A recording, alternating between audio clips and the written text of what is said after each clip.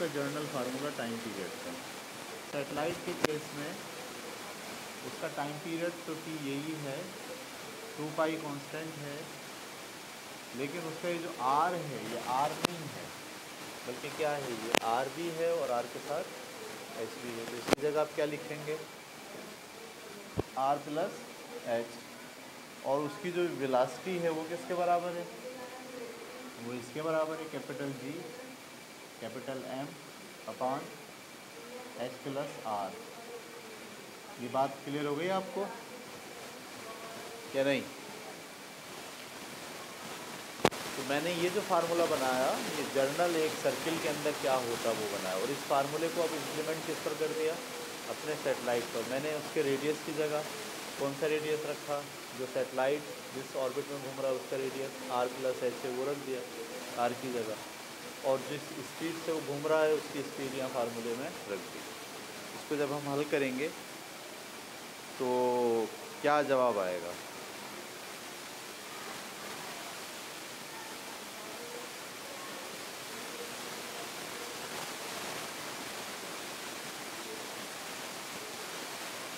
तो कैसे हम इसको हैंडल कर सकते हैं?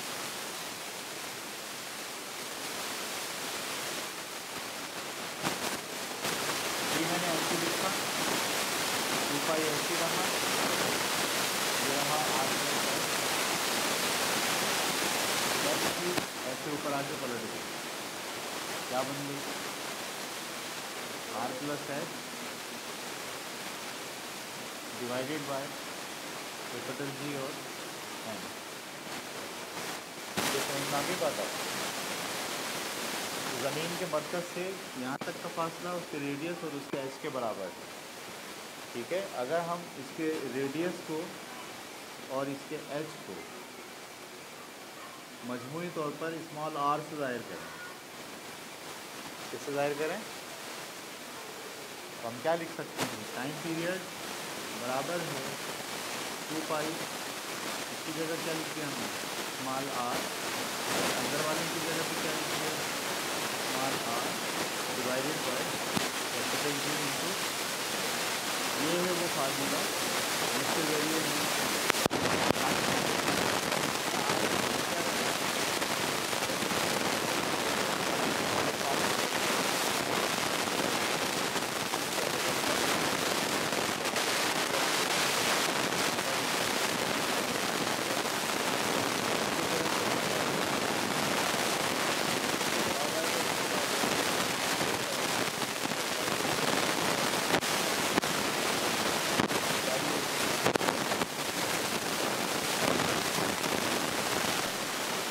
अगला टॉपिक हमारा है ऑर्बिटल वेलोसिटी ऑफ सैटेलाइट।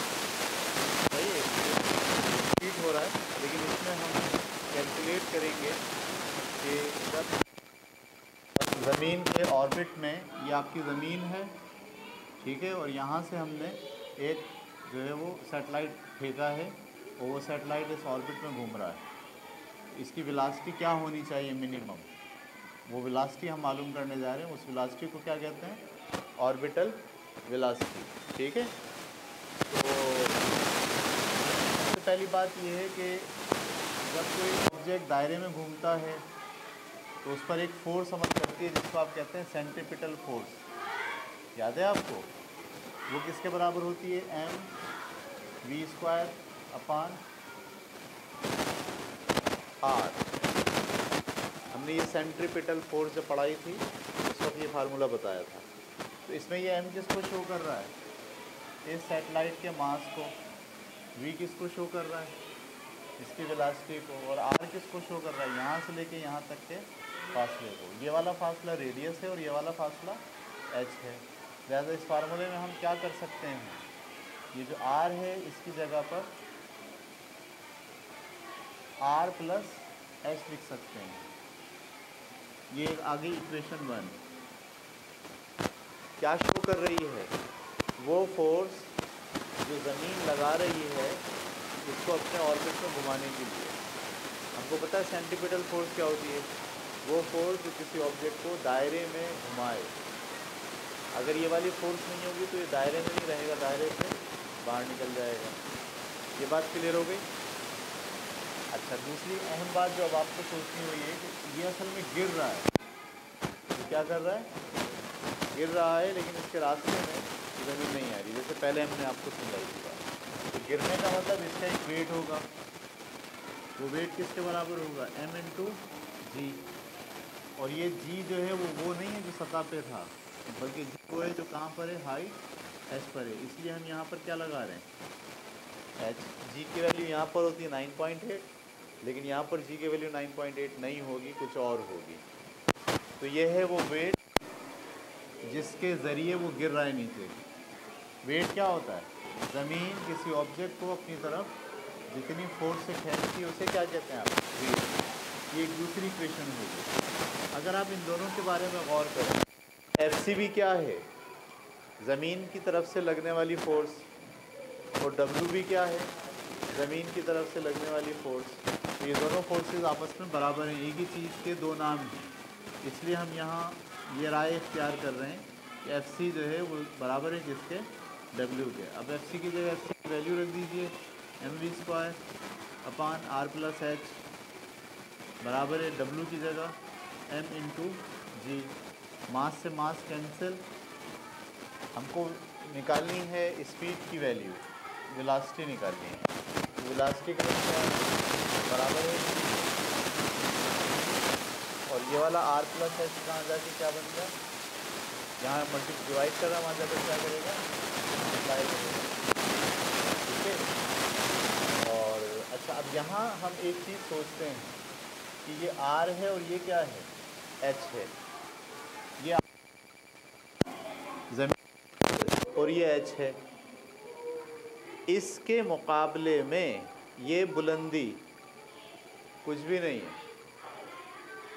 ज़मीन के रेडियस की कीमत 6.4 × 10 की पावर 8 होती है, मेरा ख्याल है ये 6 होती है, 10 की पावर 6 होती है। 6.4 × 10 की पावर 6। तो अगर मैं इसको ऐसे लिख के दिखाऊँ आपको, 6.4 × 10 की पावर 6, और पॉइंट को कितनी बार चलाना है? 6 बार। तो 6 4 एक बार, 2 3 4 5। और अगर आप किलोमीटर को, ये मीटर को किलोमीटर बनाएं तो ये बनता है 640 किलोमीटर। कितना बनता है? तो मैंने सही चलाया, 1 0 और आएगा, यानी यहाँ से चलाया ना 6 बार, 1 2 3 4 5 6, तो 1 0 और बढ़ा दी। 6400 किलोमीटर ज़मीन के अंदर है सेंटर ज़मीन का, 6400 किलोमीटर। और ये जो सैटेलाइट जहाँ घूम रहा है ये ज़्यादा से ज़्यादा 5 किलोमीटर होगा, 10 किलोमीटर होगा, 8 किलोमीटर होगा, ज़्यादा और कर लेंगे तो 50 किलोमीटर होगा बस। तो 6400 किलोमीटर बहुत बड़ी रकम है, और ये वाली रकम उसके मुकाबले में बहुत छोटी है। तो 6400 किलोमीटर, यहाँ हम ये राय इख्तियार कर रहे हैं अपनी कि जो आर है वो बहुत बड़ा है। किससे बहुत बड़ा है? एच से। यानी ये जो एच है ये इंतहाई इसके मुकाबले में क्या है? कम है। तो आर एच को हम नज़रअंदाज कर सकते हैं। हम यूँ लिख सकते हैं एच तकरीबन बराबर है किसके? 0 के।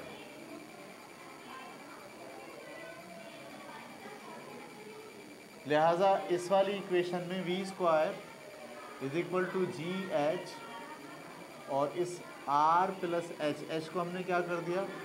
नज़रअंदाज कर दिया। हमने नज़रअंदाज क्यों किया?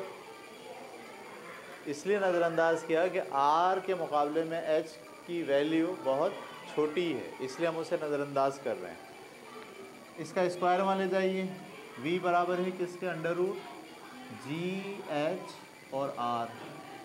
ठीक है। अच्छा, ये जो GH की कीमत है ये सरफेस की कीमत नहीं है। सरफेस पर उसकी कीमत होती है तकरीबन 9.8। यहाँ पर GH की कीमत क्या होगी? कुछ और होगी। लेकिन हम सपोज़ कर ले रहे हैं कि 9.8 और इसमें भी कोई ज़्यादा फ़र्क नहीं आएगा। फ़र्ज़ करो ये 9.8 है तो ये ज़्यादा से ज़्यादा 7 होगी। या ज़्यादा से ज़्यादा 4 होगी, आधी होगी, लेकिन कितनी होगी अभी हमें नहीं पता। तो एक अप्रोक्सीमेशन के लिए हम जी एच को भी क्या मान ले रहे हैं, जी के बराबर मान ले रहे हैं। लिहाजा अब हमारे पास जो फार्मूला आ गया वो आ गया v is equal to under root G into R. ये अब परफेक्ट वैल्यू नहीं आएगी वेलोसिटी की, क्योंकि दो कंडीशन हमने छोड़ी हैं। एक कौन सी कंडीशन छोड़ी है कि एच जो है वो ना होने के बराबर है, और दूसरी कंडीशन क्या पकड़ ली है कि जी की जो वैल्यू है वो उतनी ही है जितनी सरफेस पे है। लेकिन एक रफ़ आइडिया मालूम करने के लिए हमने ये किया ऐसा। अब हम क्या कर रहे हैं, इस वेलोसिटी में वैल्यू पुट कर दे रहे हैं। जी की वैल्यू क्या होती है 10 और आर की वैल्यू क्या होती है 6.4 ज़रा 10 की पावर 6। जब आप इसको हल करेंगे 6.4 ज़रा 10 की पावर, ये 10 से जब मल्टीप्लाई होगा तो ये ख़त्म हो जाएगा, ये तो आ गया 6। अब इसका स्क्वायर रूट निकाल लें, तो इसका जो स्क्वायर रूट निकल रहा है 64 का स्क्वायर रूट क्या होता है 8,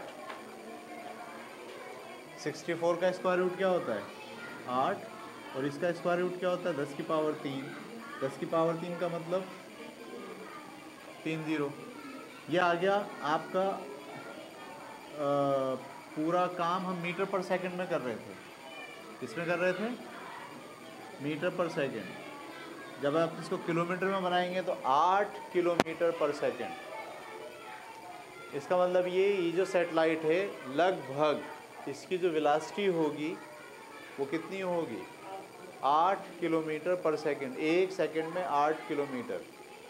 हमारे यहाँ 8 किलोमीटर कितना होता है, यहाँ से अगर आप चले जाएं गोरा कब्रिस्तान वो बनता है 8 किलोमीटर लगभग, सही है। तो एक सेकंड में इतनी दूर जाए सैटेलाइट, इतनी स्पीड से घूमता है। अच्छा थोड़ी इससे कम होगी, थोड़ी कम क्यों होगी, क्योंकि एच की वैल्यू भी अगर आप डाल दें और जी का वैल्यू भी चेंज कर दें तो 8 किलोमीटर पर सेकंड के बजाय हो सकता है 7.5 हो जाए, लेकिन इससे ज़्यादा कम नहीं होगी। तो लगभग सैटेलाइट की ऑर्बिटल वेलोसिटी 8000 मीटर पर सेकंड या 8 किलोमीटर पर सेकंड होती है। क्लियर होगी बात आपको। सैटेलाइट जो घूम रहा होता है, हमने एक मोटा मोटा हिसाब निकाला तो वो अपने ऑर्बिट में 8 किलोमीटर पर सेकंड की स्पीड से घूम रहा होता है। बस भाई।